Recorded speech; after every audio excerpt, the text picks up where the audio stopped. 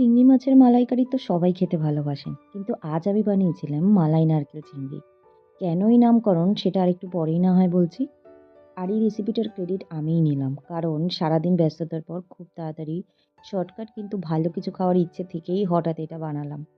প্রথমে চিংড়ি মাছগুলো ভালো করে ধুয়ে বেছে ভেজে নিতে হবে।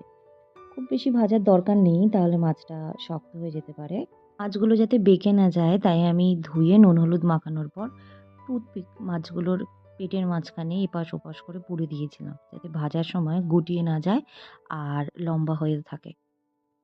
খুব তাড়াতাড়ি মাত্র 15 থেকে 20 মিনিটের মধ্যে আমার এই রেসিপিটা তৈরি হয়ে গেছিলো। চিংড়ি মাছটা ভাজা হয়ে যাওয়ার পর তুলে নিয়ে ওই একই তেলে দারচিনি এলাচ আর লবঙ্গ ফোড়ন দিয়ে তাতে আগে থেকে কোচানো পেঁয়াজগুলো দিয়ে ভালো করে লাল লাল করে ভেজে নিতে হবে। যে কোনো চিংড়ি মাছের পদে আমি কখনো রসুন ব্যবহার করি না, কারণ রসুনের একটা স্ট্রং ফ্লেভার আছে, যেটা আমার মনে হয় চিংড়ি মাছের যে আলাদা একটা টেস্ট সেটাকে নষ্ট করে। তাই আমি এতে পেঁয়াজ আর আদার একটা পেস্ট দিয়ে তাতে হলুদ আর পরিমাণ মতো নুন দিয়ে ভালো করে কষিয়ে নিয়েছি তেলটা না ছাড়া অবধি। তেলটা ছেড়ে এলে তাতে জিরে গুঁড়ো আর লঙ্কার গুঁড়ো দিয়ে আবার ভালো করে কষিয়ে নিয়েছি। এই রান্নাটার যতটুকু সময় যায় তা ওই কষানোর জন্যই। সব দিয়ে ভালো করে কষানোর পর তারপর আমি টমেটোর পেস্টটা দিয়ে আবারও ভালো করে কষালাম অল্প অল্প জল দিয়ে। এতটা পর্যন্ত শুনে মনে হতেই পারে আলাদা আর কি। তফাৎ হলো মালাইকারিতে নারকেল দুধ ব্যবহার করা হয়,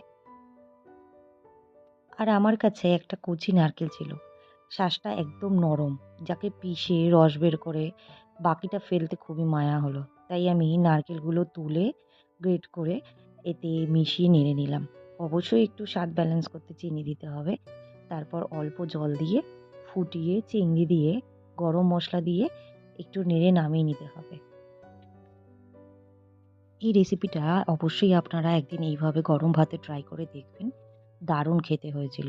বিশ্বাস করুন, আর এই নারকেলটা দিয়ে গরম ভাতটা মেখে খেতে একদম অন্য স্বাদ লাগছিল। ভালো লাগলে অবশ্যই সাবস্ক্রাইব করে শেয়ার আর লাইক করতে ভুলবেন না। টাটা।